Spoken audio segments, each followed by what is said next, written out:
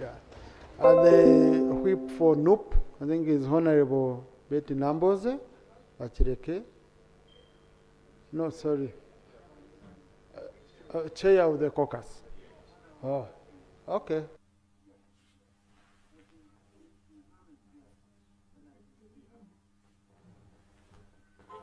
The chief whip whips his party and then other opposition parties. Okay. And then the one for FDC is Honorable Anne Adeke Ebaju. I'm sure you'll be seeing them very often. So we had a very good business committee meeting, and we shall be giving you updates along the way on how. One of the issues, of course, we discussed and we looked at is reinstating some of the business that. PFF. PFF has two members. Oh, yes, yes. And who is the whip? Oh, Honorable Betty Awol. Yes, yes. No, she's always here. When I don't see her, it's because of some very critical reason. Yeah, so we also have PFF. So, Honorable colleagues, the issue of reinstating business which had elapsed with the 11th Parliament. So we've assessed all the business, and next week on Tuesday, one of the commissioners will move a motion with the support of colleagues from the business committee to have that business reinstated. The most critical business being the Auditor General's reports. Because between now and December, because the next report from the Auditor General will come in December. So between now and December, the accountability committees would be having no business. So we are going to reinstate that, the reports. They start afresh for 6 months. They had done around 100 and a few reports out of a report of around 500 reports. So now they will be having around 400 reports to process. From our interaction, we are going to work out a mechanism of having as many reports as possible processed by the committee.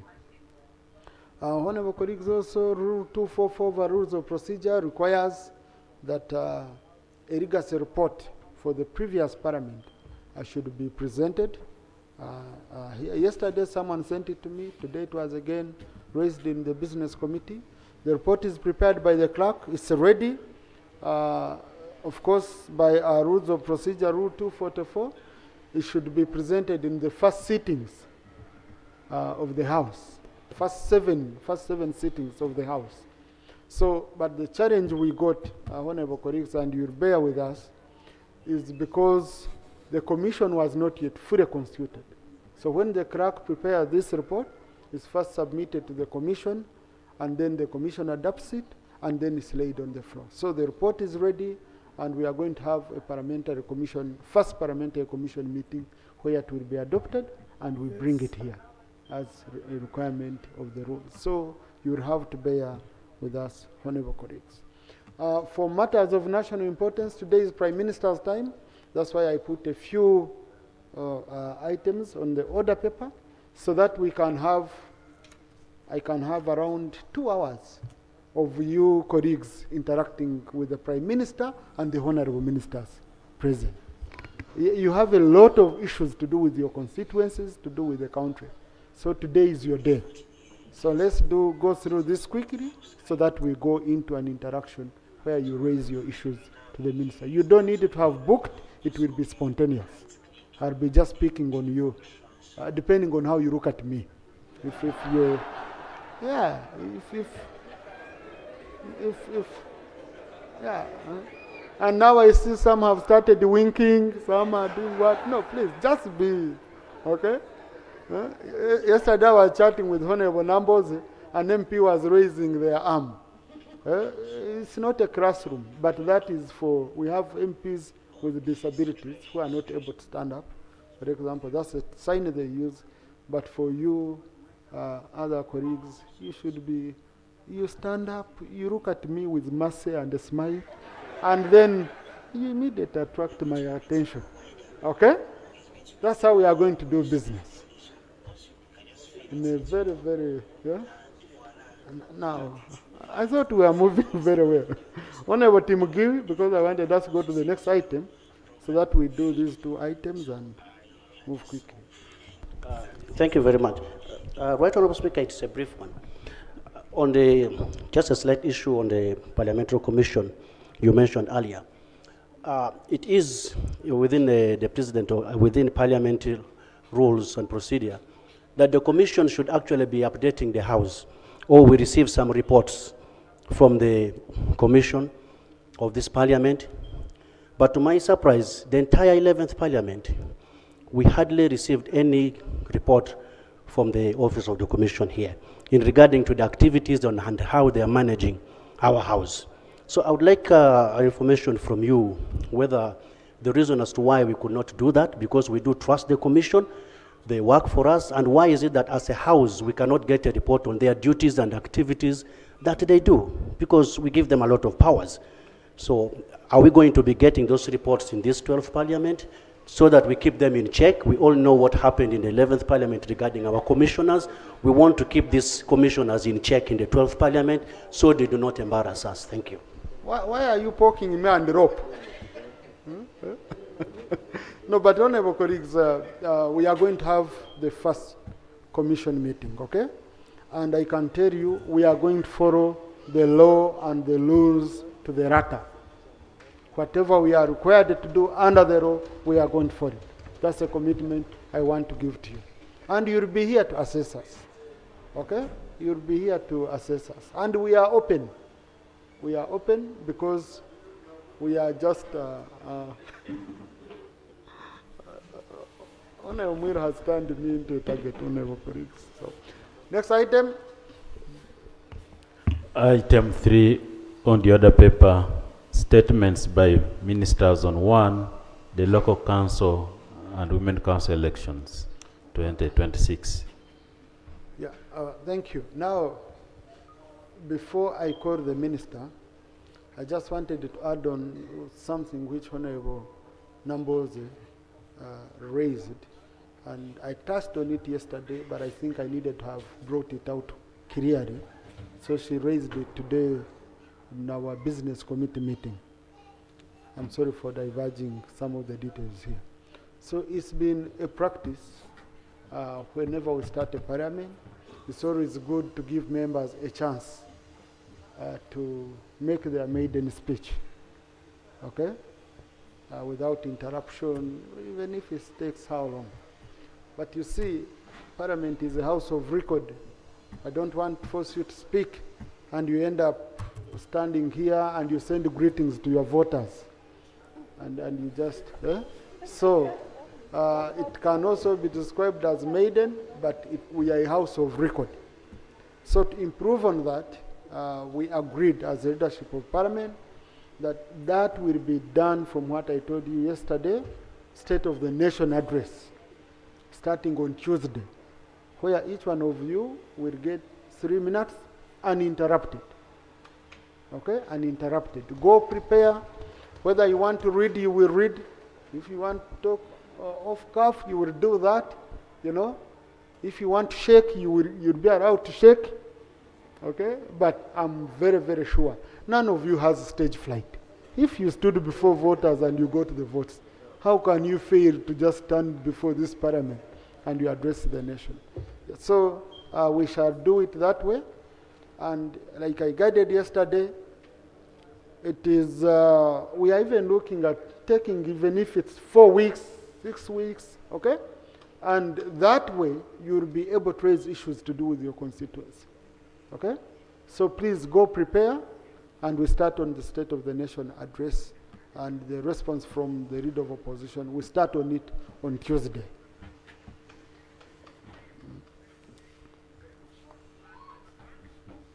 Now, yesterday I guided, and I appreciated the Minister for Local Government on the statement she presented on the floor, and I requested that it should be enriched by the Minister for Justice, and I requested the Deputy Attorney General to go because in the same area, because yesterday I didn't want the Minister for Local Government to be made to make commitments on issues beyond her ministry.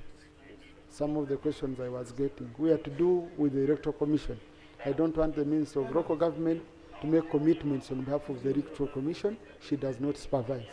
So, Attorney General, I don't know if you prepared additional, you told me you prepared an additional statement on top of what the Ministry of Local Government had done. Yeah, so please, this is the time, and then I'll open up a short debate. Attorney General?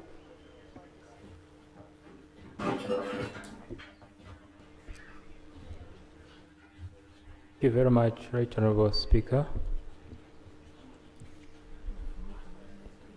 This is my maiden speech for today. I had not yet finished. Right Honorable Speaker, honorable members, I wish to express my sincere gratitude for the opportunity to make this statement on the program for the conduct of elections of administrative units, councils, specifically LOC1, LOC2, and women councils, committees. Right Honorable Speaker and honorable members, the term of office of the administrative unit councils and women councils and women committees expired on the 23rd of June 2026. The government has since the 10th of July 2023 extending the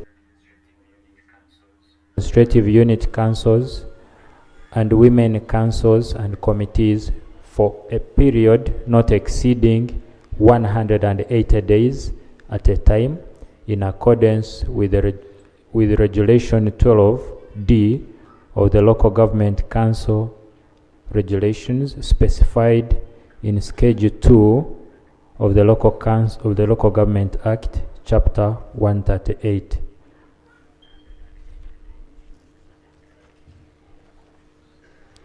I therefore wish to brief this August House on the key activities, dates and arrangements under the electoral program scheduled by the Electoral Commission. 1. Verification of residence and compilation of registers. The Electoral Commission appointed Monday 6th July to 10th July 2026 as a period for registration of willing village residents who intend to participate in the administrative unit council elections at village level. That is this week ending tomorrow. During the same period, the Commission is compiling the Village Women Council Register for purposes of conducting elections of women councils and committees. The Commission has urged all eligible and willing residents to appear in person at the designated registration centers within their respective village or cells of residence to register or update their particulars before the close of the exercise on Friday 10th July 2026. For emphasis, the registration exercise covers the following: the compilation of Village Council General Register for purposes of electing the LOC1 chairperson and approving members of the Village Executive Committee. B. The compilation of Village Women Council Register for purposes of electing Village Women Committees. C. The registration of willing village residents and willing women residents in separate register books provided by the Electoral Commission. D. The registration of willing women residents in both registers to enable them to participate in both elections. I notice the statement is not yet uploaded, but I handed it over. The registration exercise is free of charge and is conducted from 7 a.m. to 6 p.m. on each of the appointed days. A person qualified to be registered in the Village Council General Register a person is qualified to be registered in the Village Council Register if that person A is a resident of Uganda, B is ordinarily resident in the village of registration, C is 18 years of age or above at the time of registration, and D is willing to be a member of the village council. For the Village Women Council Register, a person must be a female, a citizen of Uganda, 18 years of age or above, and ordinarily a resident in the village of registration. A person appearing for registration is required to provide the following particulars to the village registration officer, the village election officer. A, the names. B, the national identification card, NIN number or national identification number. C, age. D, gender. E, the village of residence. Display of voters' registers. The display of the Village Council Register and the Village Women Council Register will be conducted from the 13th to the 14th of July 2026. The display of the registers shall commence at 8 a.m. and end at 6 p.m. at a designated public or open place in the respective village. During the display period, voters are urged to turn up and verify the correctness of their particulars, including names, national identification number,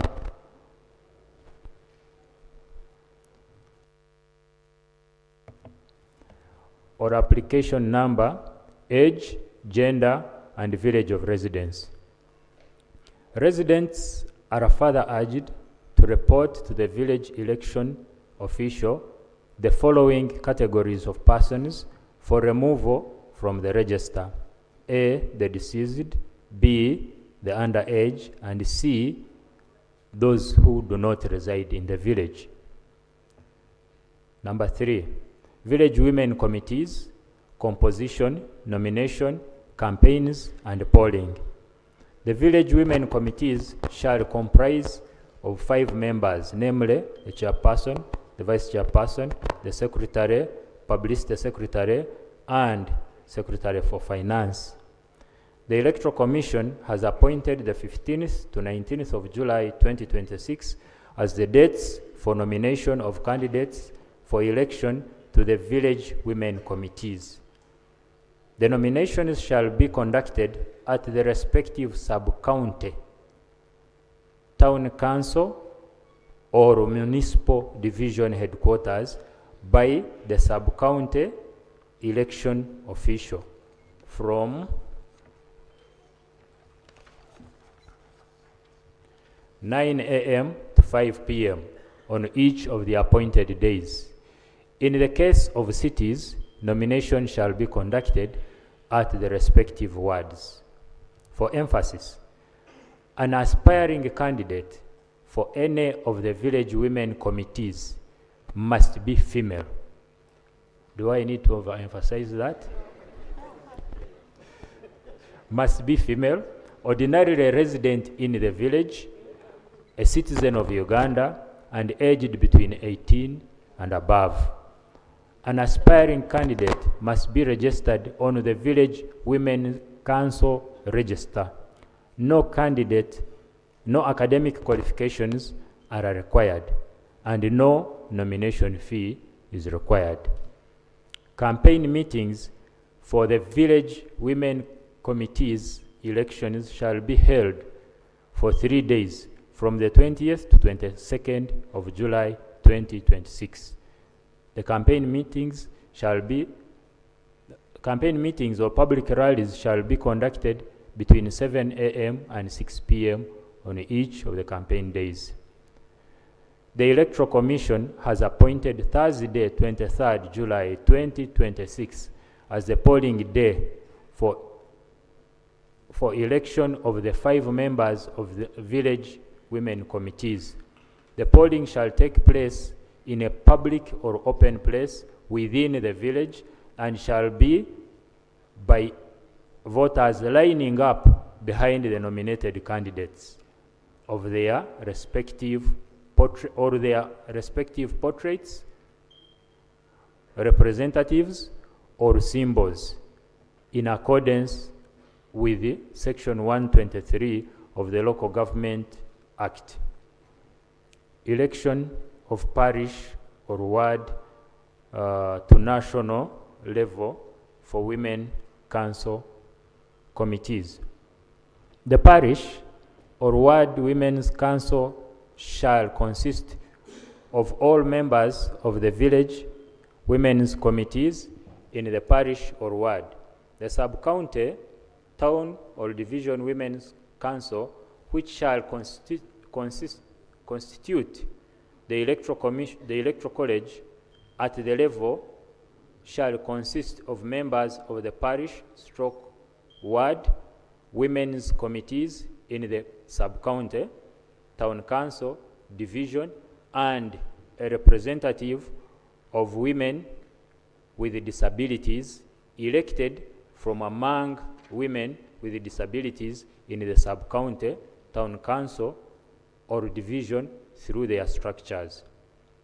The district or city women council which shall constitute the electoral college at the level shall consist of chairpersons of the sub-county, town or division women's council and a representative of women with disabilities elected from amongst women with disabilities from the district or city through their structures.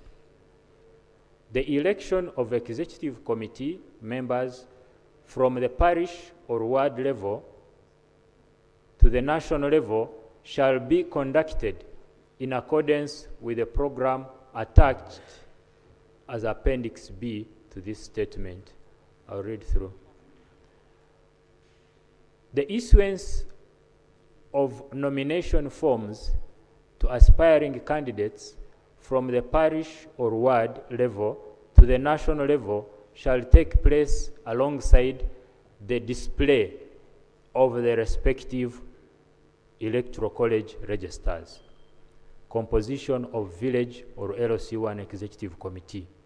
Each village or LC1 shall have an executive committee consisting of 11 members, the chairperson, the vice chairperson, who shall also be the secretary for children or welfare, the vice chairperson who shall also be the secretary for children welfare, the general secretary, the secretary for information, education and mobilization, the secretary for security, the secretary for finance, the secretary for production and environmental protection, the secretary for youth, the secretary for women, who shall also be the public health coordinator, the secretary for persons with disability, and the secretary for the council of older persons. Nomination of candidates for village or LOC1 chairpersons. The Electoral Commission has appointed the 15th to 19th of July 2026 as the dates for nomination of candidates for election as village or LOC1 chairpersons. The nominations shall be conducted at the respective sub-county, town council, municipal division headquarters by the parish election official from 9 a.m. to 5 p.m. on each of the appointed days. These elections shall be conducted under the multi-party political dispensation. Political parties and organizations are therefore urged to prepare accordingly. Aspiring candidates for election as village or LOC1 chairperson may collect nomination forms from the parish election official of the parish in which the village is located on the 9th to 14th July 2026. An aspiring candidate for village or LOC1 chairperson must be a citizen of Uganda, aged between 18 and above, resident in that village where he or she intends to stand, and registered on the respective village council register. No academic qualifications are required for election as village or LOC1 chairperson, and no nomination fee is required. Campaigns and polling for LOC1 chairperson.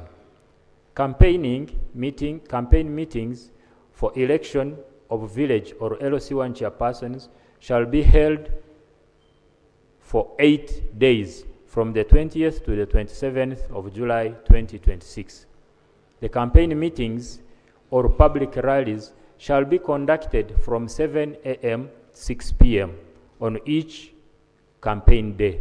Campaigns shall be conducted and limited to the village from the respective candidate, to the village of the respective candidate.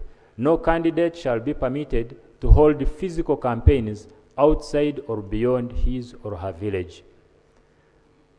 Polling for election of village or LOC1 chairperson shall take place on Tuesday, 28th July 2026, in a public or open place within the village, commencing at 7 a.m. and ending at 7 p.m. The election shall be conducted by voters lining up behind nominated candidates, their respective portraits or symbols in accordance with Section 123 of the Local Government Act. For clarity, the following programs shall guide the voting day. 7 a.m. to 10 a.m. Assembly and verification of voters by the village election official or presiding officer. 10 a.m. to 11 a.m. Voter education and briefing of voters on voting procedures by the village election official or presiding officer. From 11 a.m. to 11:30, voting by the electorate lining up and counting the votes. From 11:30 to midday sharp, filling of Form EC10 and declaration of chairperson-elect. From 12 to 4 p.m., nomination and approval of executive committee members by the village council and filling of Form EC11. The following members of the village executive committee shall be nominated by the elected village chairman from among members of the council present and approved by the council, one by show of hands. The vice chairperson, who shall be the secretary for children welfare,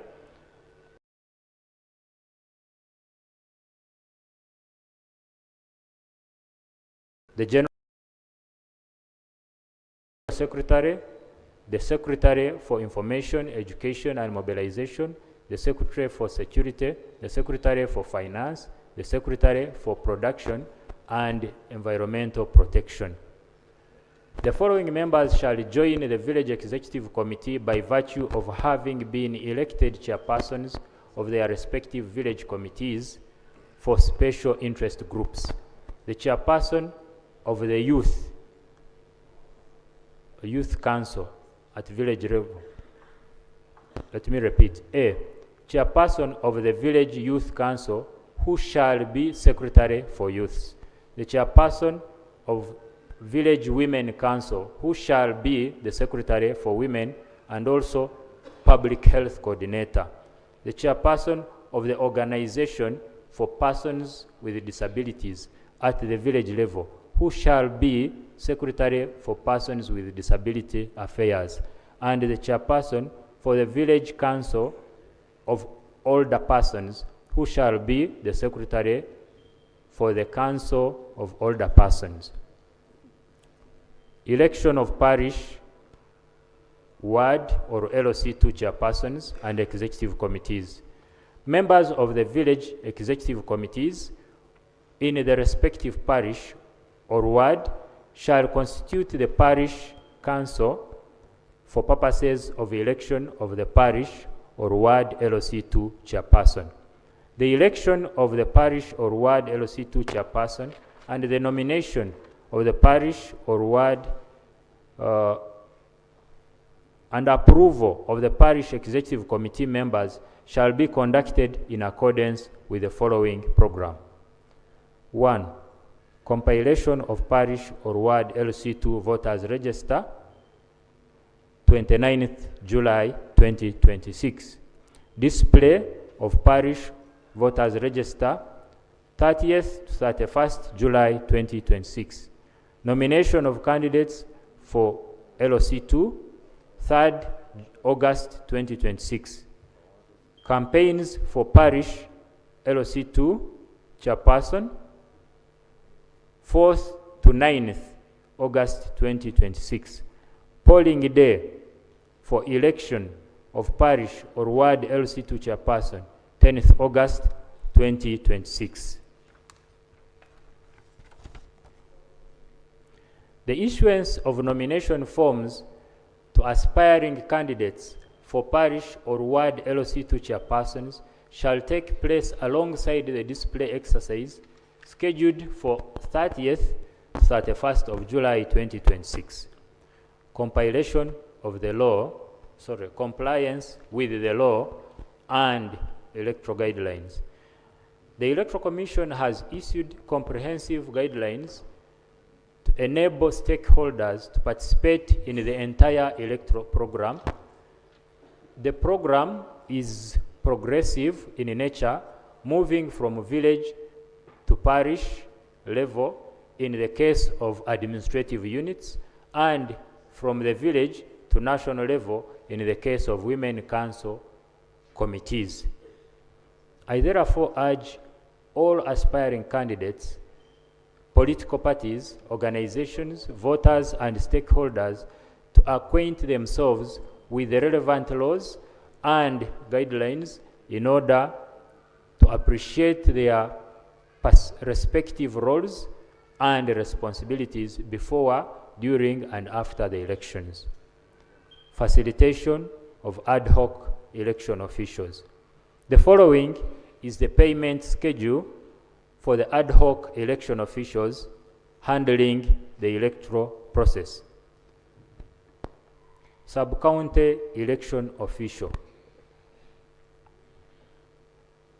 546,000. 546,400 for the ad hoc election officials handling the electoral process, because the exercise is sub-county election official. 546,433 per month. So 546,000 parish election for the ad hoc election officials handling the electoral process, because the exercise is sub-county election official. Village election official, 546,433 per month. So 546,000 parish election for the ad hoc election officials handling is delayed for two process because the exercise per month. sub-county election official Village election official 546,000 3 per so month. 20,000, and the election of orderly is paid 20,000. In conclusion, Right Honourable Speaker and honourable members, government remains committed to ensuring that the elections of administrative unit councils and women councils and committees are conducted in accordance with the law and the program 546,000 parish 400 for the ad hoc election officials handling is delayed for two process because the exercise per month sub-county election official village election official and in accordance with the applicable laws and guidelines. This will ensure smooth and lawful orderly elections. Thank you. Thank you very much, Doug. And we are going to debate. I'll pick 8 people maximum, because these are things which are very, very clear and straightforward. Okay? And we shall do jointly, yes, because all this is under the statement that came from the Minister for Local Government. So, but before that, colleagues in the public gallery this afternoon, we have pupils and teachers from Good Hope Nursery and Primary School from Butareja District. They are represented by Honorable Sarah Anity Logose and Honorable James Wariswaka, engineer. They've come to observe proceedings of this house. Please join me once again in welcoming them. Thank you. Colleagues, also in the public gallery this afternoon, we have Mr. Asani Andrews, a student from Bishop Sharona Catholic Secondary School, Basingstoke, United Kingdom. He has come to observe proceedings of this house. Please join me in welcoming him. Colleagues, also in the public gallery this afternoon, we have members of the Uganda Parliamentary Forum on Mental Health, a cross-party platform established by members of parliament to strengthen parliamentary leadership, advocacy, policy action, and accountability on mental health matters in Uganda. The forum is currently hosting the 4th Mental Health Awareness Camp at Parliament under the theme Advancing Mental Health Through Policy Action, with development partners and stakeholders from different parts of Uganda. They've come to observe proceedings of this house. Please join me in welcoming them. And in a special way, I want to thank the chairperson of the forum, Honorable Biga Rose, for the good work. Thank you. So, honorable colleagues, I will start with the Shadow Minister for Gender. Honorable Tebandeke, procedure. Thank you, Right Honorable Speaker. This is also my maiden speech as you preside over Not on the procedure. House. Procedure is not. I congratulate you, Right Honorable. In the same vein, I call upon my previous candidate in the contest to support you, and we line behind you, Right Honorable. Right Honorable Speaker, as the order paper is displayed, it shows the statement by the minister was meant to be presented by the Minister of Local Government.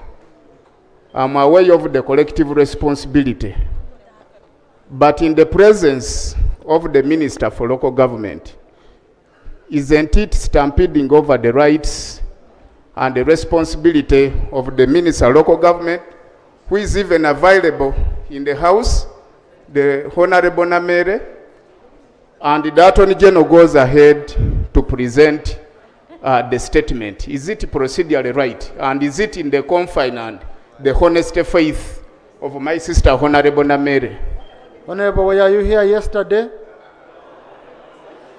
So, since you were not here yesterday and you didn't bother follow proceedings, maybe I can refer you to the Hansard on why the Attorney General But to make it very easy for you, Honorable Tebandeke, yesterday the minister presented.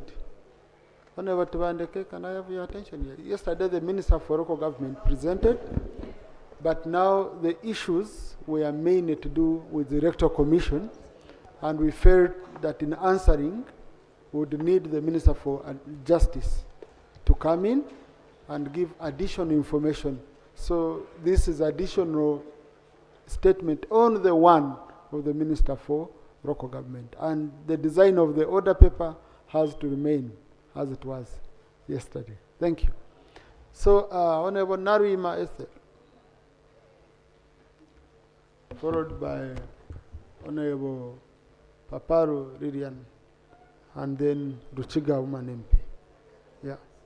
And then Honorable Zahara. Yes. I'm going to pick you, honorable colleagues. I'm going to pick to balance off this. Thank you so much, Right Honorable Speaker. Right Honorable Speaker, allow me to appreciate the ministers for their presentation on this matter, but allow me to draw the attention on matters, especially on women councils. Right Honorable Speaker, first of all, I also add on to the prayer earlier on forwarded by the Minister of Local Government. We really need this public holiday, and now public holidays. Let also that day for women councils, the 23rd July, let it be dedicated for the women of this country who make over 51% to also have a public holiday in order for them to elect their days. And Right Honorable Speaker, I also pray and plead for the working population of this country, given that I'm also the Shadow Minister for Labor. Several of us here, when you cross-check, Right Honorable Speaker, how many of us have been able to go back to their village, the preferred villages, so that they're able to register themselves? You cross-check amongst us here, many of us have not yet registered. And there is no option for e-registration. I pray and request that let the Electoral Commission at this hour, on this 4th day, replan how best they can handle the working population so that it is provided for and members are able to register in the shortest time possible. I also request that we reconsider the fact that we are talking about an ordinary resident. As students in boarding section also going to be considered as boarding as ordinary residents, and what mechanism have we put in place to ensure that someone, for example, the Urge, who has like 3 residences, on that very day of polling day, he only goes to 1 residence. During youth councils, we could see some people voting from one area, then they are quickly rushed by a van, and they go to another area and they vote. How are we controlling such elements to occur? And finally, Mr. Speaker, we are requesting for the Electoral Commission to take keen eye on to their presiding officers and the electional managers who are already moving. Instead of locating at one place, they are already moving to certain residences. They go and ask for all those people they would wish to enter into that register. I'm having such instances. It was in Nakaseke. Then also there are some election officers who have decided to hide away the main register. We are having it in Machinde Sabagabo. They only provide for people who come. They put a very simple exercise book and decide that for these ones, they are going to register in this. So we are praying that we get a mechanism to handle some of those matters and such issues are rectified. I beg to pray. Thank you. Arua. Thank you, Right Honorable Speaker. Right Honorable Speaker, mine first is an inquiry from Attorney General. I read on one of the addresses of Electoral Commission that they will be using the old electoral officials that were already trained, and they will not retrain them. Right Honorable Speaker, some of these officials are no longer residents in the areas. They have moved on.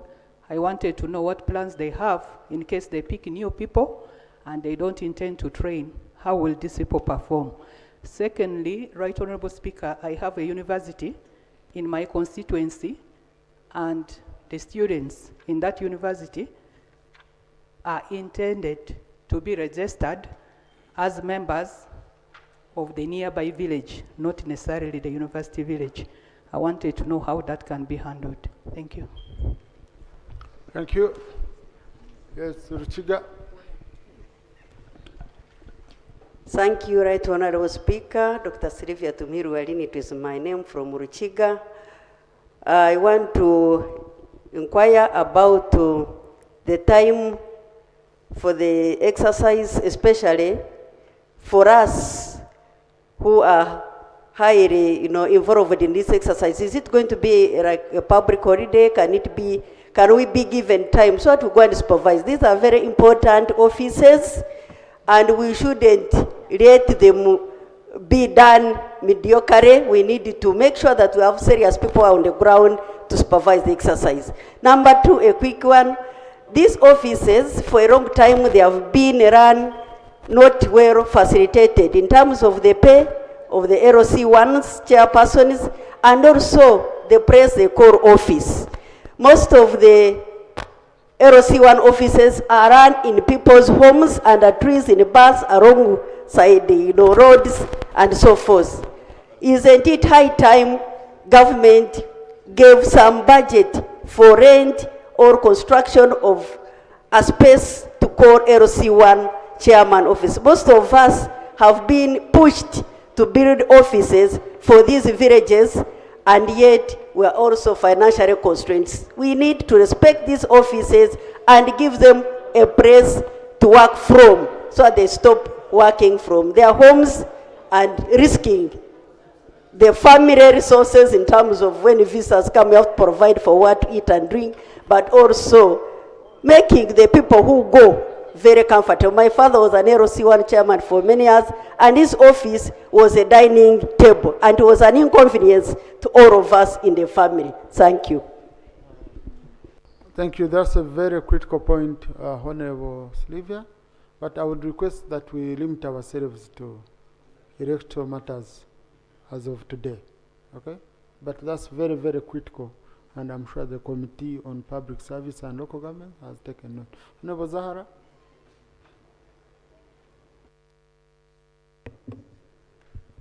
Thank you very much, Right Honorable Speaker. Now I can see all of you look at me when you're smiling. Yeah?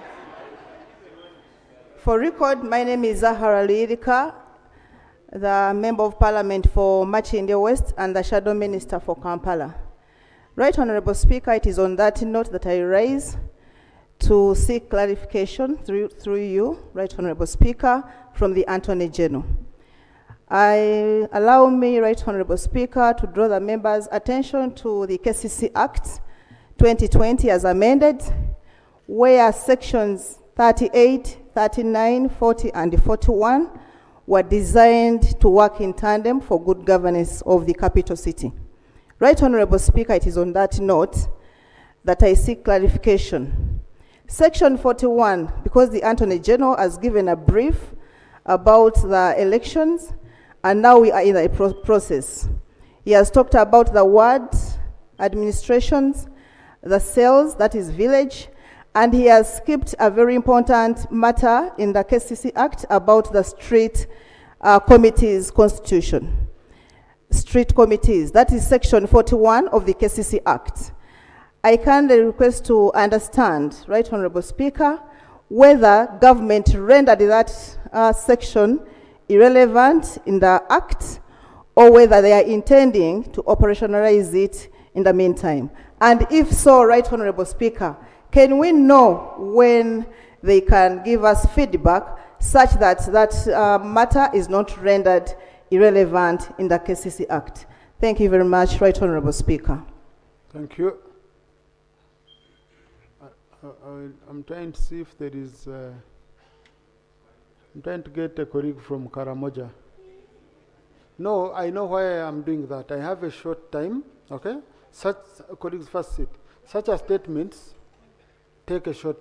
We don't usually debate much on them because we are not going to make a resolution which we are going to extract, okay?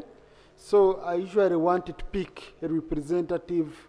I do a kind of representative arrangement.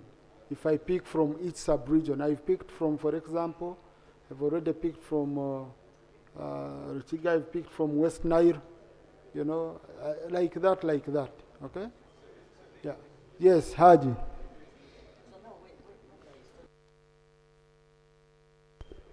Thank you, Right Honorable Speaker. My name is Ilukola Emmanuel, Member of Parliament, Bokora County. You know, I want to like that. also Okay? emphasize on the Yes, hard. registration bit. It has happened that I lead a county that is bordering Abim, Kapelebiong, and Kotido. They are villages like Aolio that are shared. Thank you, Right Honorable Speaker. Sometimes you find that the LC1. My name is Ilukola Emmanuel, Member of Parliament, Bokora County. So you find that I want to emphasize on. He registers the people from Abim and registers people from Napak. And so we find a confusion registration the time where it belongs. So it has happened that my prayer is to the Minister of Local Government, I lead a county, find a way they can open for us that Abim, Kapelebiong border, so that we can be able to know where are villages, some of our LC1s, like LC1 areas belong. Aolio, that are shared. Thank you, Right Honorable Speaker. Sometimes you find that the LC1. My name is Ilukola Emmanuel, Member of Parliament, Bokora County. So you find that I want to emphasize on. He registers the people from Abim and registers people from Napak. Wow. And so we find a confusion registration the time where it belongs. So it has happened that my prayer is to the Minister of Local Government, I lead a county, find a way they can open for us that Abim, Kapelebiong border, so that we can be able to know where are villages, some of our LC1s, like LC1 areas belong. Aolio, I'm going to pick those that are shared. Thank you, Right Honorable Speaker. You find that the LC1. My name is Ilukola Emmanuel, then I'm not picking them. Member of Parliament, Bokora County. So you find that I want to emphasize on. He registers the people from Abim and registers people from Napak. Wow.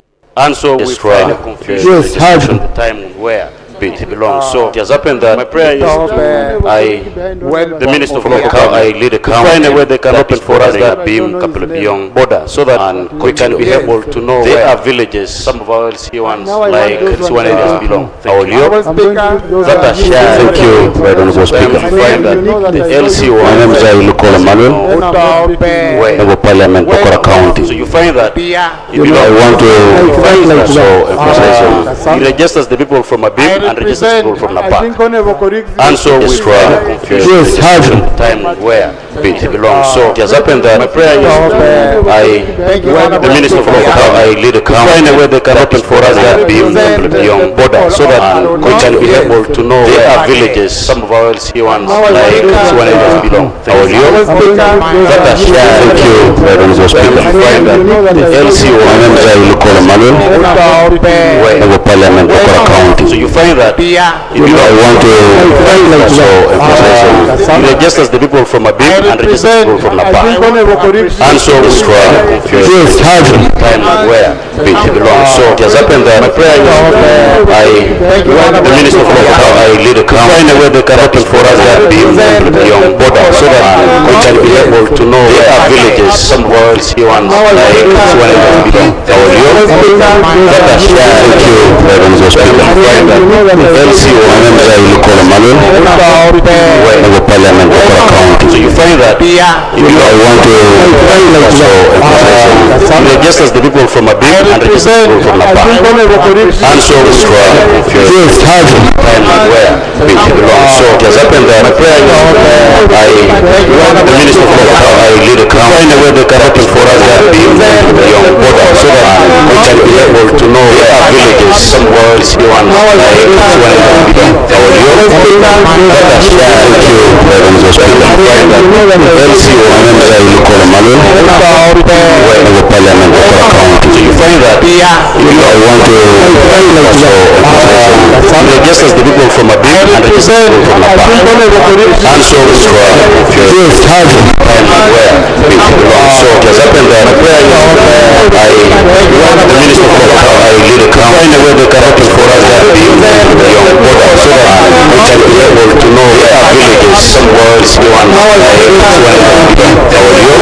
that are shared. Thank you, Right Honorable Speaker. You find that the LC1. My name is Ilukola Emmanuel, Member of Parliament, Bokora County. find that I want to just as the people from Abib and the people from Lapa, and so it's where people belong. So it has happened that the Minister of Power, I lead a camp, find a way the government for us that the young border, so that we can be able to know where our villages, some words, one,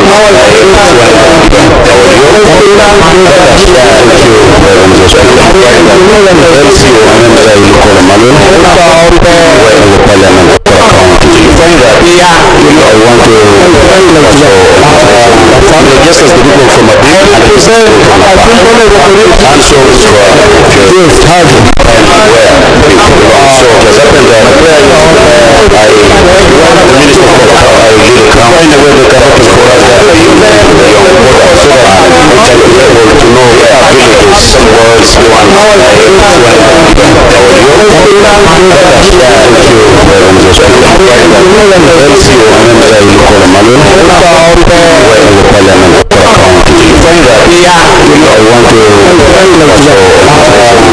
just as the people from Abib and the people from Lapa, and so it's where people belong. So it has happened that the Minister of Power, I lead a camp, find a way the government for us that the young border, so that we can be able to know where our villages, some words, one,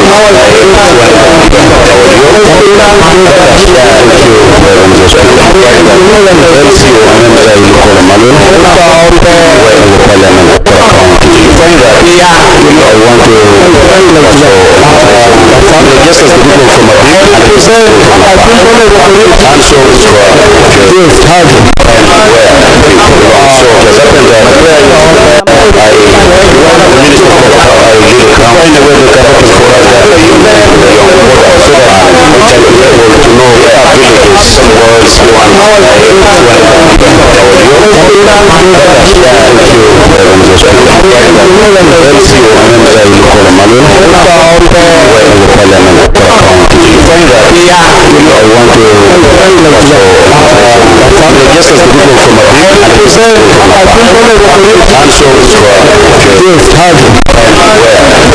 So it has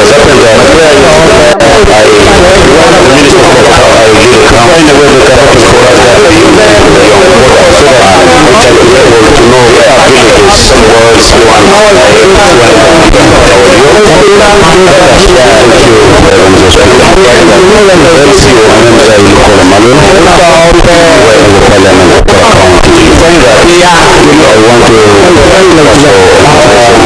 just as the people from Abib and the people from Lapa, and so it's where people belong. So it has happened that the Minister of Power, I lead a camp, find a way the government for us that the young border, so that we can be able to know where our villages, some words, one,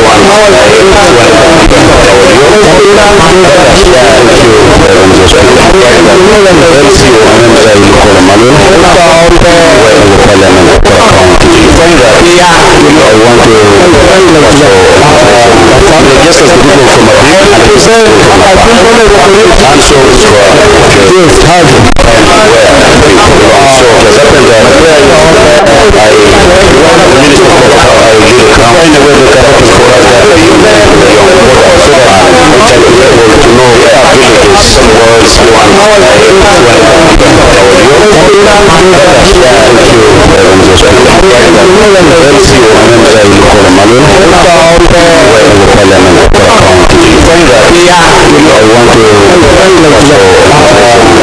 just as the people from Abib and the people from Lapa, and so it's where people belong. So it has happened that the Minister of Power, I lead a camp, find a way the government for us that the young border, so that we can be able to know where our villages, some words, one, Parishes, Right Honorable Speaker, today, these are the points of service delivery. Because at the parish, we must have, this is where our government provides for a primary.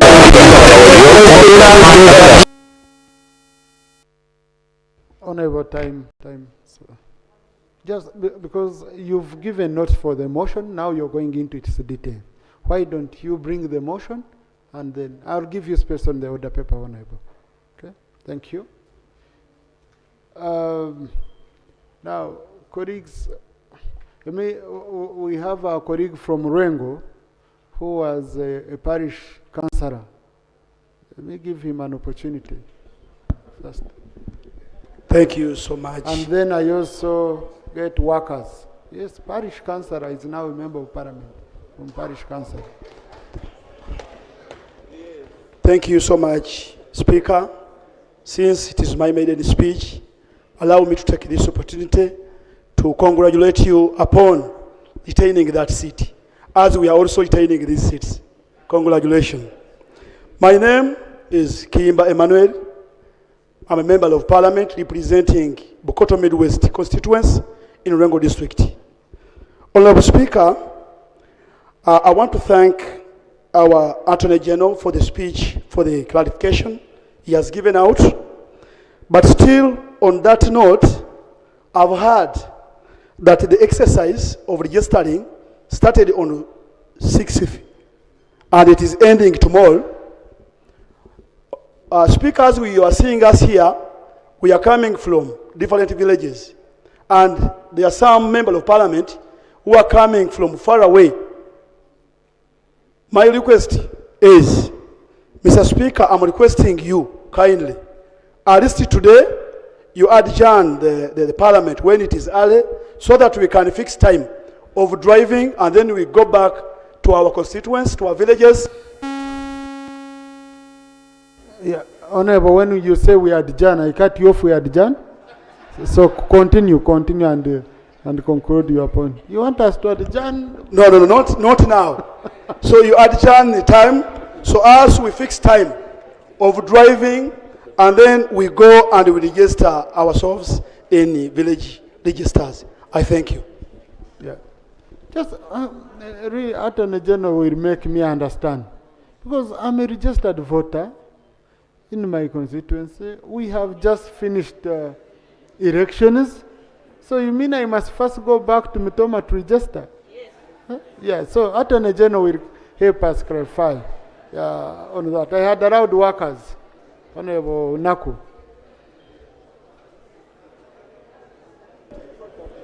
Thank you, Right Honorable Speaker.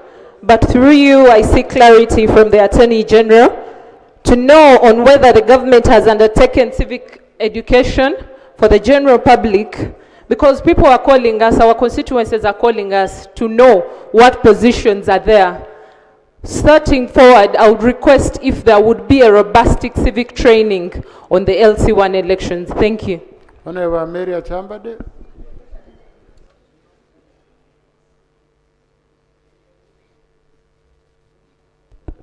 Hello. I rise on the matter of the uniqueness of my area, where I have an island.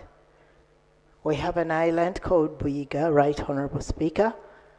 And normally on voting day, people, the electoral personnel, electoral team of the personnel get there very late, and people vote late, and sometimes it's difficult to bring the results back to the mainland.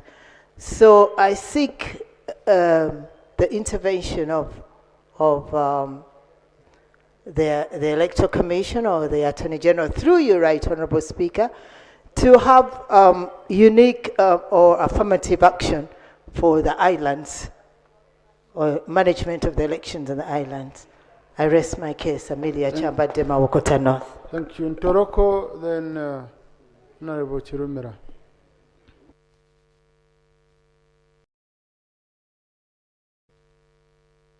Now, honorable colleagues, I can see many of you are really anxious. Yeah. It's like a rotary, so kindly. Thank you, Ms. Right Honorable Speaker. Woman Representative in Toroko District. I want to thank the Attorney General for the statement, but I would like to inquire from the Minister of Local Government. We've been having a long-time dispute, a border dispute between Kabarole District and in Toroko district. And this border dispute involves a parish called Nyamisingiri Parish. Nyamisingiri Parish has got 5 villages. Right Honorable Speaker, we've been to the local government ministry, we have met the officials. It has been on for a very long time, over 15 years. This dispute has never been resolved. But the recent, when we were in the Ministry of Local Government, they promised to take quick action so that that matter can be resolved, and especially during this time of election of the local councils. So, Honorable Minister of Local Government, I'd like to inquire, how far have you gone with that dispute of Nyamisingiri, Kabarole, Ntoroko district border? The people of Nyamisingiri are eagerly waiting because they wanted this matter resolved before we go into election. Thank you so much. Honorable Hassan Chirumira. Thank you, Right Honorable Speaker. Right Honorable Speaker, any period of election attracts violence. Our just concluded elections, we had so many cases where goons were beating up people and polling stations were swept away, and in some areas, elections never took place. Honorable Speaker, our villages have a peculiar situation because LC1 elections are very competitive. And as we speak now, there's a lot going on in campaigns at a village level. My question maybe to the Attorney General, maybe the line ministries, local government, how are we prepared in terms of security to man village elections? And lastly, Right Honorable Speaker, it is on record that some public officials are threatening people at village level that this election is for NRM. And I was very happy when the Deputy Attorney General mentioned that it's multi-party dispensation and democracy. Now, if we are believing in multi-party democracy, and this election is for all parties, why then are public figures threatening our people that this election is purely NRM and NRM people must be elected? And this, I have evidence for it. Thank you, Right Honorable. Thank you. Attorney General. Please. And Woman MP Kayunga was asking, okay, you can agree on who comes first, but Woman MP Kayunga was asking that you've not yet paid elected officials for 2026 elections. So how, yes, Honorable Narede was asking. My OG Nakwede? Yes. She's starting from where we stopped. She's saying you have not paid them, so how are these ones going to work when we've not yet cleared dates of the other people? Right Honorable, let the local government go first. Okay. Meanwhile, I will harmonize with Nakwede. Thank you. It should be a national problem, I think. So it's not an Nakwede problem.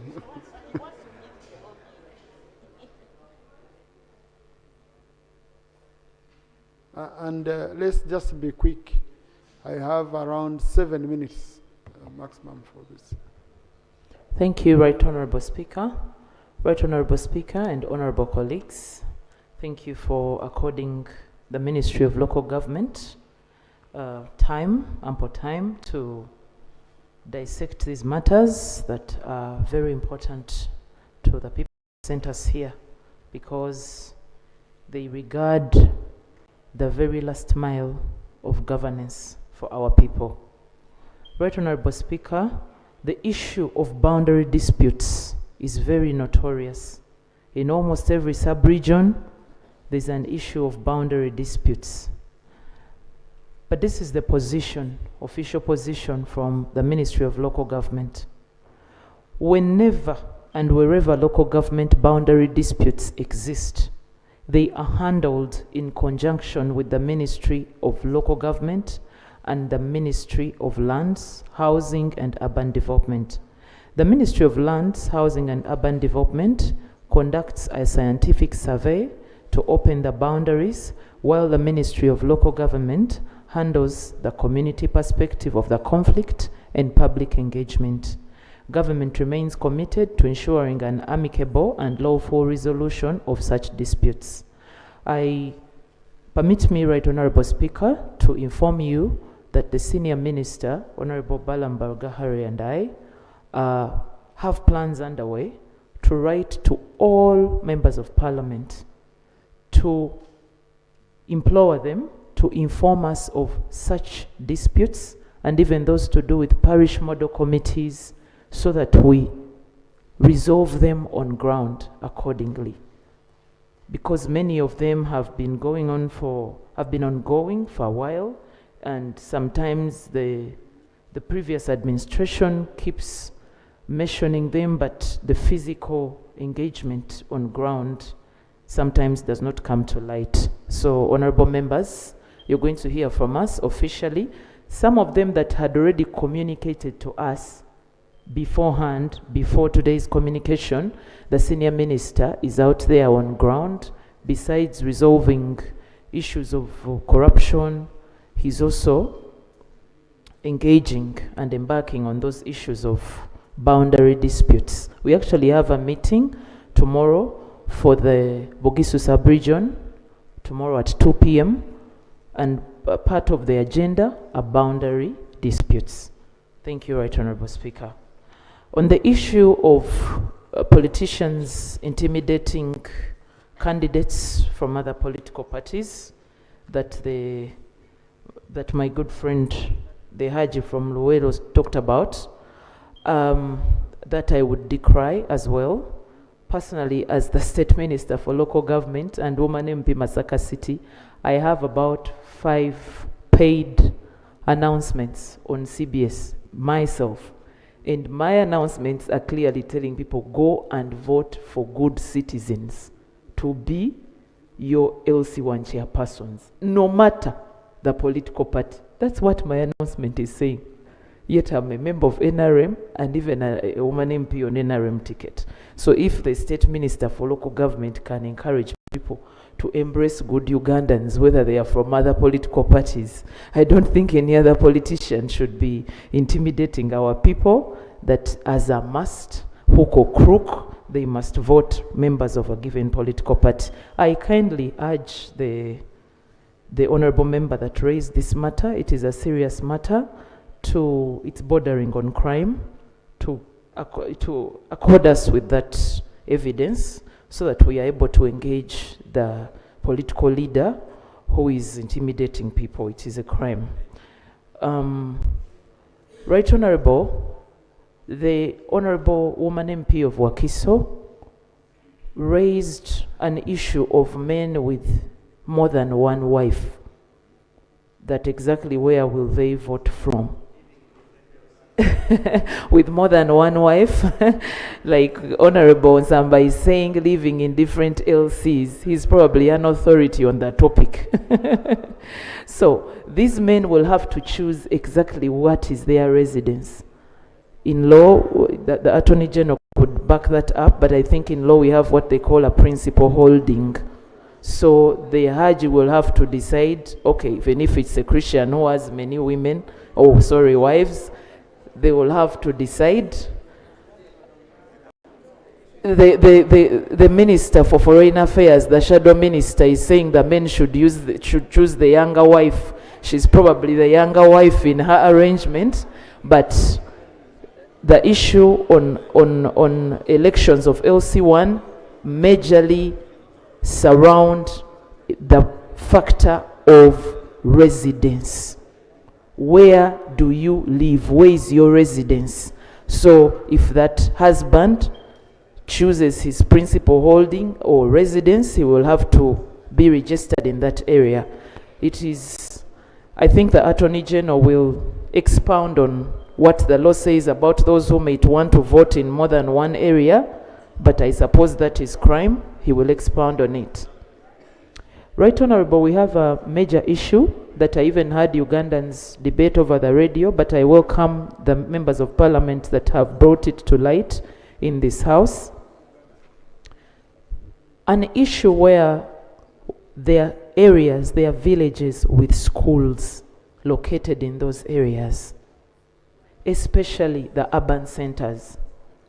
Now, we don't want a situation where a candidate is going to use the numerical strength of schools to unfairly outpower a genuine leader, an organic leader from the village. For example, I intervened in an issue in Masaka, in Kumbu, where somebody wanted to register students of a certain university so that they come and vote for that particular chairman. But some of these students come from far as Tanzania, Kampala, Mbarara to come and study at that university. In 1-2 years, those students will be gone, and the village shall be stuck with a bad candidate who was as a result of unfair numerical strength from aliens. So the village chairperson and the village leadership strictly shall be voted by residents of that village.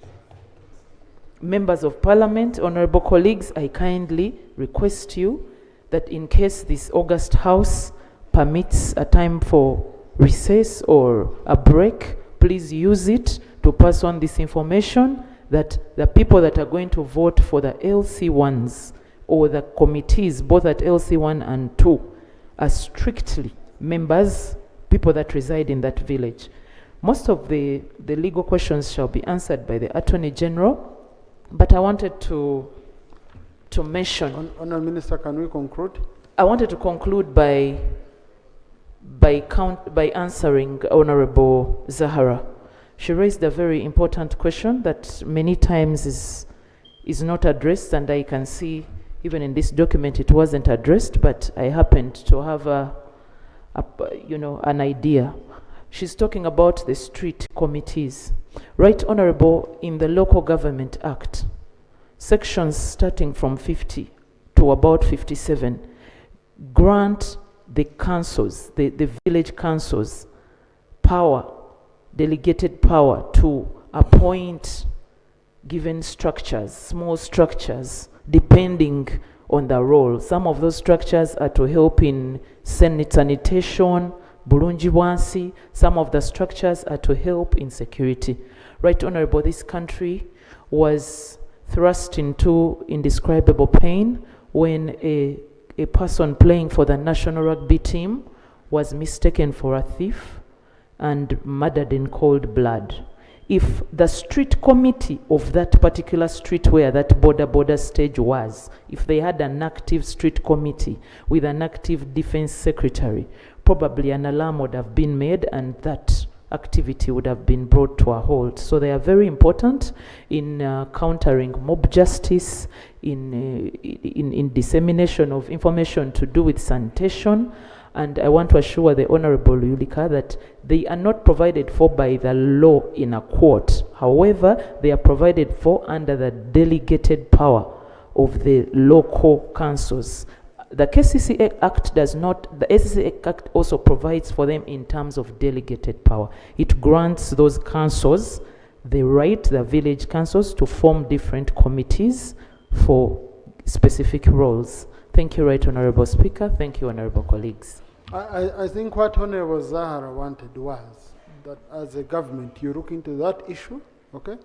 And that's what I expected that you confirm. You're going to look into it. Yes, Right Honourable, we're going to look into that issue, and I want to assure her that even the border stage leadership is exactly under that line of leadership of those delegated committees under the local councils. So we're going to look into it. Please write to us and invite us to your jurisdiction, and we work together to buttress these committees in your area of representation. Thank you.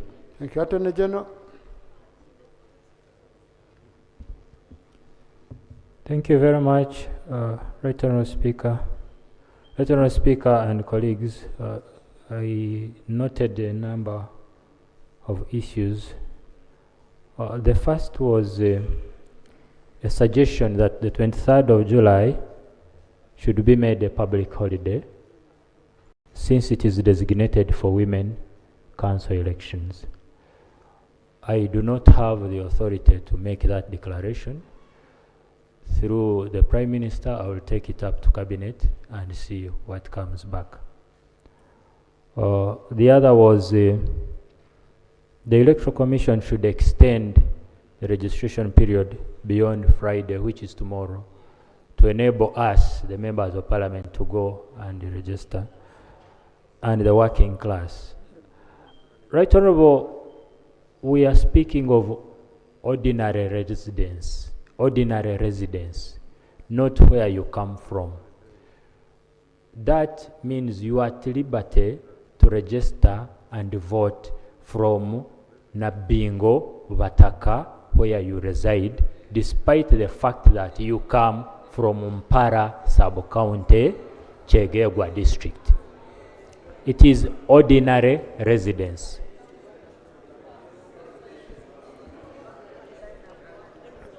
No, but Attorney General, we expected the members of Parliament to go and mobilize on top of, so is it possible to extend, or it might not be possible? Right Honourable Speaker, Right Honourable Speaker, extension would have financial implications. Secondly, maybe to combine this issue with the question someone asked earlier about civic education, the Electoral Commission has been running programs through radio stations in our areas. We believe the people are aware. And Right Honourable Speaker, in all honesty, I do not think there's any member of Parliament who needs more than 24 hours to travel from here to his place. It is possible that any one of us can leave Kampala tomorrow and go to Moroto and register within your place, if you think you should register from your constituency. But for purposes of this exercise, ordinary residence is where you reside. You reside in Vataka village, Nabingo, that's where you register.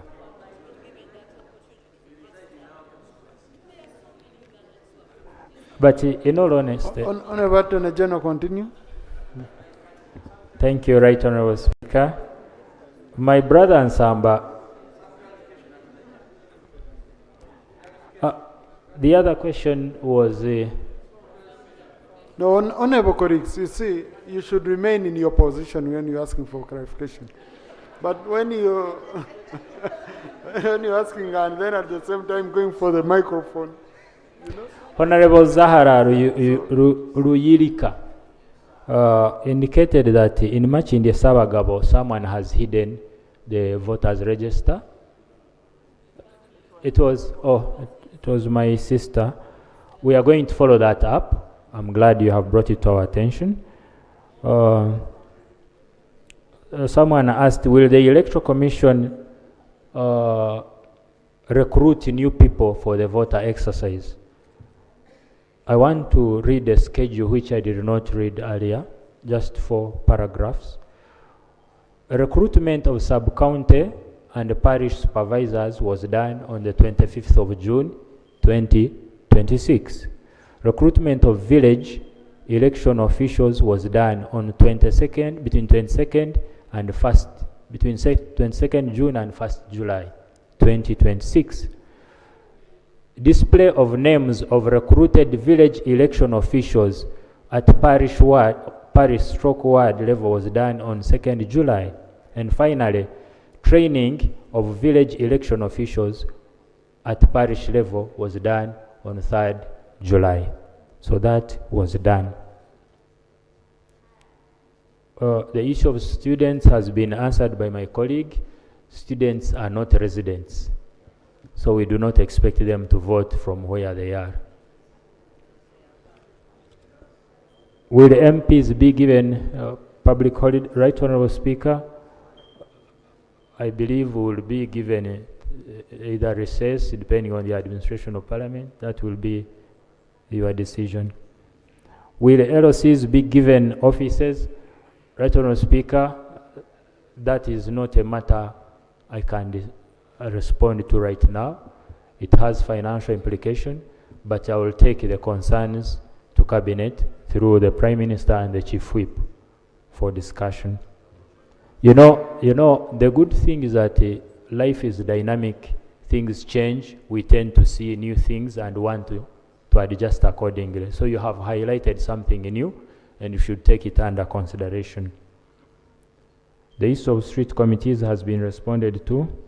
2 parishes in Aru are not appearing, that they are not probably gazetted. We will take time and find out through the Electoral Commission. That was the Honorable Otto Bear.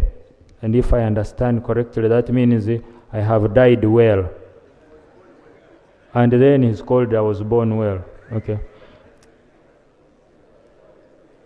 The EC does not recognize creation of new administrative units.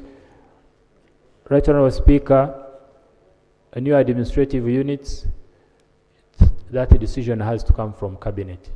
Because the bigger, the more administration units we create, the bigger the charge we impose on the consolidated fund. Administrative units from villages, you know, when you create more villages, you create more parishes, you create more sub-counties. It is a process and should come from Cabinet. Has government done civil education, educating people? Yes, we've been educating people through the media, civic education. Luiga Island, the Honorable Amelia Chambade says polling officials arrive late. This is not just for that particular island and probably other areas, but we have taken time to train them.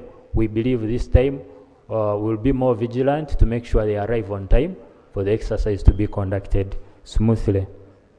The border dispute between Ntoroko and Kabarole in Nyamisingiri parish, yes, there might be a border dispute, but the parish is known and the villages are unknown. So the elections in the village will take place and the election in the parish will take place. Meanwhile, local government will go ahead to determine where the parish falls, whether it is Kabarole or Ntoroko. How are we prepared security-wise to manage the election? When I read earlier, I spoke about orderlies. We shall have security officers to manage the exercise. And we have even set aside a budget for them. They will be paid for that day. Public figures intimidating individuals or people, that is criminal. It's not allowed. We are in a multi-party dispensation. We are holding the elections under multi-party. That's why we have, when I was reading the statement, you can stand behind your symbol and people line, but at least the parties will be represented. One with many wives, come on, whether you have many wives or not, they're adults, they make their decisions, okay? The question is ordinary residence. I live in Nabingo, Bataka. I might have another wife. You might have or you have. Ethel, which one is your village? So I might have another wife. Okay, they will vote from where they reside, ordinarily. Attorney General, let's conclude. I'm sure you've done a great job. So. Thank you very much, Right Honorable. That's it. Honorable Samba was asking whether we can do oath in ordinary languages, because the pain of English, if the chairpersons can do oath in ordinary languages, in local languages. Yeah, we will make a statement to that effect. We saw what happened during the recent swearing-in exercise. We'll make. Right Honorable, someone whispered something to me about LOCs, chairpersons who lose and then do not want to hand over the stamps. That is another thing that we are going to take up seriously. Thank you very much. Next item. Next item. No, Rope comes in before the minister. I picked the minister, a shadow minister. Okay? So Rope should always give me a sign. It's not automatic. I always wait for Rope to give me a signal that he wants to contribute. Next item. I need to pick a minister from the Minister for Environment urgently. Statement on the recent climate outlook in the country. Now, colleagues, 4 p.m. If the Prime Minister enters, I have to stop everything. And we go. So I want to take advantage now for Minister for Environment to quickly present her statement.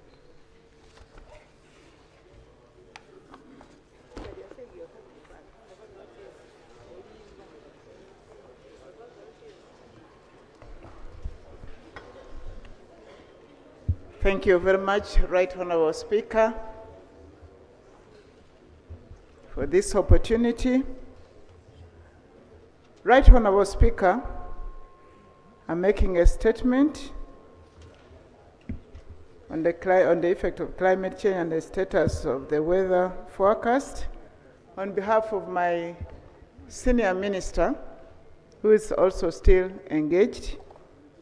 And Right Honourable Speaker, I have a big version which has been uploaded to the iPads of the honourable members of parliament, but for the purpose of time, I have a summarized version that I'm going to present.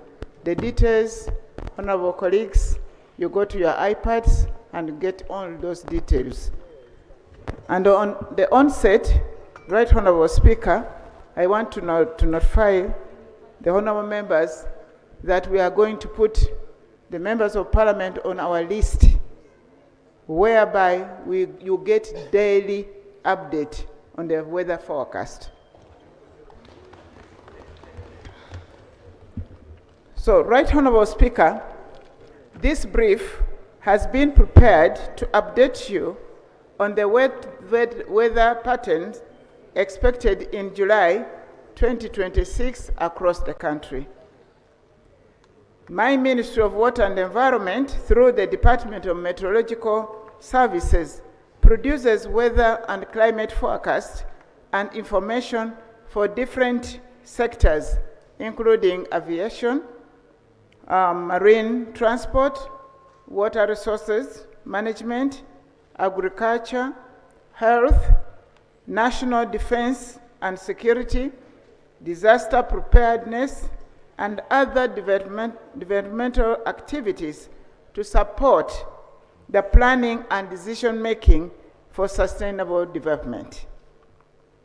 The forecasts are generated and disseminated at a different timescales, including 6 hours, 12 hours, 24 hours, that is confirming the daily reporting, 10 days, 30 days, which amounts to monthly reporting, 90 days, that is seasonal, and other tailored weather climate information depending on the user needs.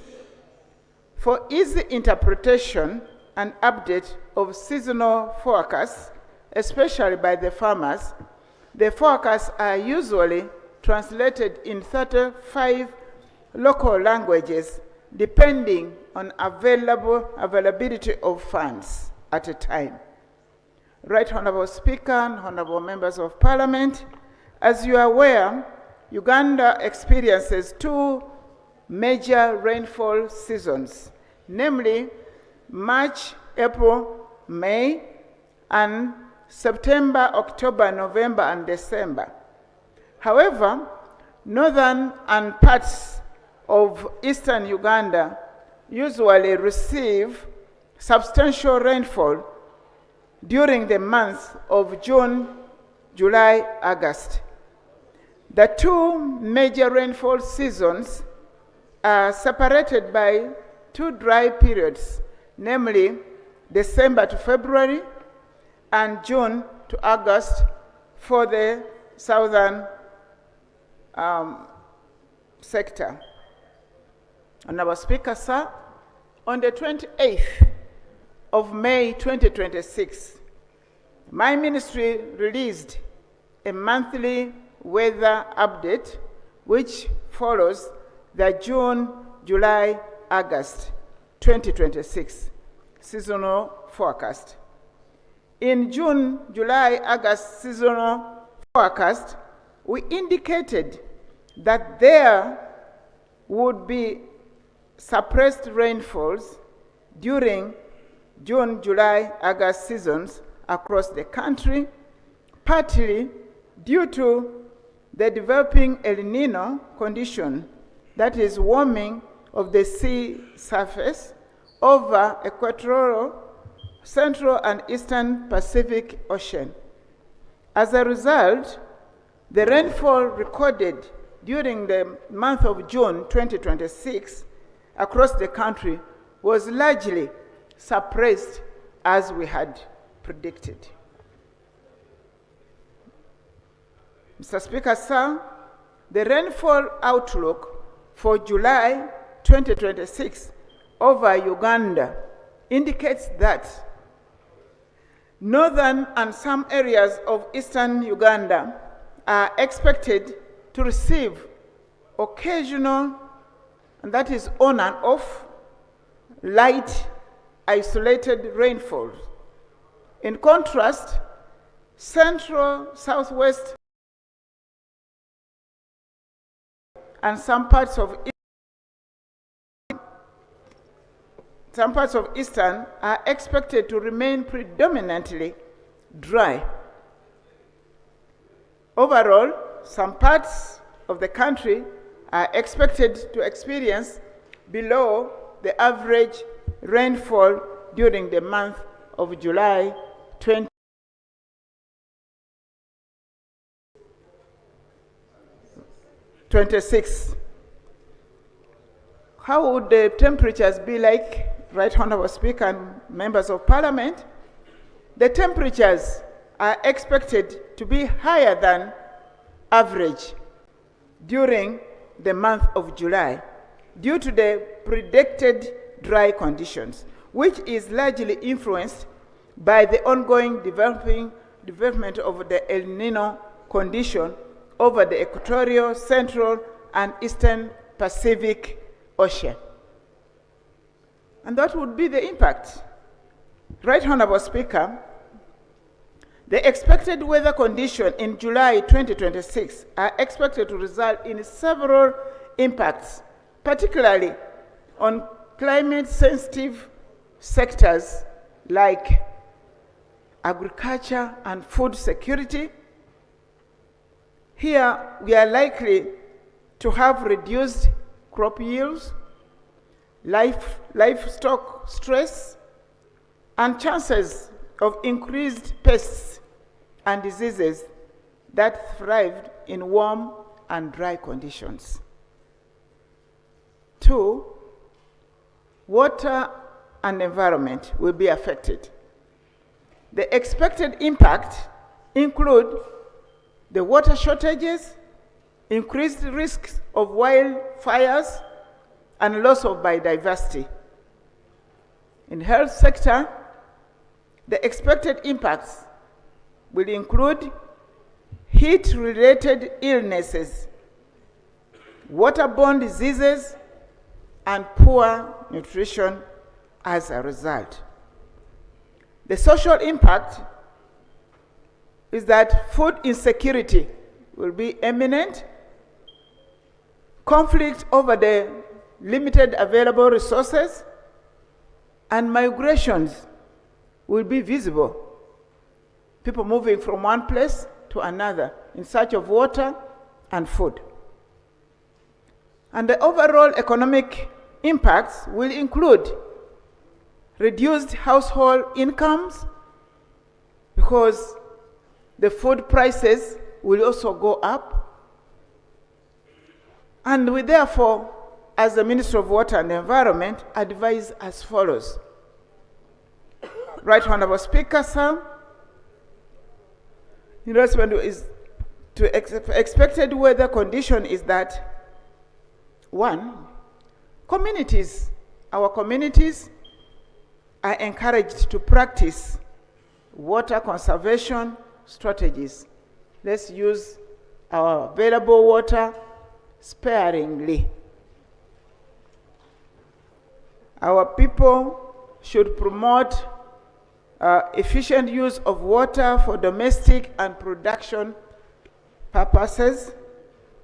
The public are hereby educated on the heat safety which they need to take. We need to take shelters seriously because the heat will have a great effect. We are encouraged to use supplementary irrigation for those who are still lucky to have some water sources nearby. We are encouraged to use the available food sparingly or efficiently. Maybe we stock some if we still have granaries like northern Uganda, and that's if we have the food. We also encourage continued dissemination of the early warning information to our constituencies and all Ugandans. Right Honorable Speaker and Honorable Members of Parliament, the future outlook indicates that the dry and warm conditions are also expected to prevail in the month of August 2026. So as we shall have this one, we also the outlook is that we expect also dry season in August. In conclusion, Right Honorable Speaker, Honorable Members of Parliament, the dry and the warm conditions are expected to affect agriculture, water resources, public health, ecosystems, and the livelihoods of our people. Effective planning and adaptation measures need to be engaged now to reduce the impact. I encourage all of us to make good use of this forecast for planning and decision making. This information should be used to guide rain-fed economic activities. That is the planting season, to improve livelihoods and economic welfare in our communities. It should also be considered alongside other weather updates regularly provided by the Ministry through Department of Meteorological Services. And I'm happy, as I said, colleagues, that members of Parliament, we have discussed with my team, you are all going to be put on the list and be updated daily. Right Honorable Speaker, my ministry will provide detailed weather updates for August 2026 at the end of July 2026 before releasing the seasonal forecast for September, October, November, and December 2026 at the end of the August 2026. Finally, Mr. Speaker, sir, the ministry requests that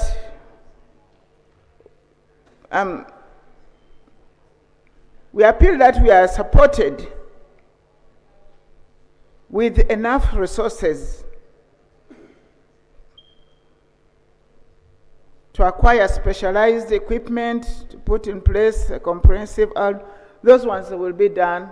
And I think when we are sorted from the cabinet, we shall bring it still to this house so that we are given that opportunity to acquire updated, scientifically machines that can give real-time forecast to our people. I thank you very much, Right Honorable Speaker. Thank you, Honorable Minister. Our colleagues, we are going to suspend this item for now, debate on the item for now. because it's already time for Prime Minister. If you read the Rule 43, it's very instructive. I have nothing much I can do about it. Okay? So then after Prime Minister's time, then we can go ahead. Next item. Item number 4, statement by the Right Honourable Prime Minister on government business for the succeeding week, 14th to 16th July 2026, pursuant to Rule 28 of the Rules of Procedure. Right Honourable Prime Minister.